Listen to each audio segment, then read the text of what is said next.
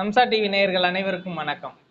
மகரம் ராசிக்கான ஆடி மாதம் மற்றும் சனி வக்ரத்தின் பலன்கள் எப்படி இருக்குங்கிறத இப்போது பார்க்கலாம். சனி 3ல் இருக்கிறார், ராசிநாதனாகி 3ல் இருக்கார். அவர் வக்ரமாகிறது ஒரு சிறப்பான அமைப்பு.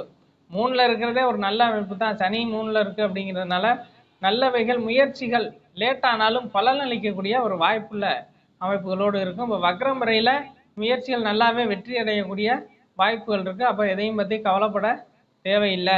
4ஆம் அதிபதியான செவ்வாய் 8ல் இருந்து இதுவரையிலும் பிரச்சனைகளை, தாயாரின் உடல் நலத்தில் பிரச்சனைகளை தந்து கொண்டிருந்த நிலையில தற்போது இருக்கக்கூடிய வாய்ப்புகள் ஓரளவிற்கு நல்லா இருக்கு. செவ்வாய் பெயர்ச்சிக்கு பிறகு சில பிரச்சனைகள் வரக்கூடிய வாய்ப்புகளை தரக்கூடிய மாதமாக இந்த மாதம் அமைஞ்சிருக்கு. உங்களது ராசிக்கு 9ஆம் இடத்தில் செவ்வாய் வரையில தந்தை சார்ந்த விஷயங்கள்ல, தந்தையின் உடல் நலம் சார்ந்த விஷயங்கள்ல பிரச்சனைகள் வரக்கூடிய வாய்ப்புகளை தரும்.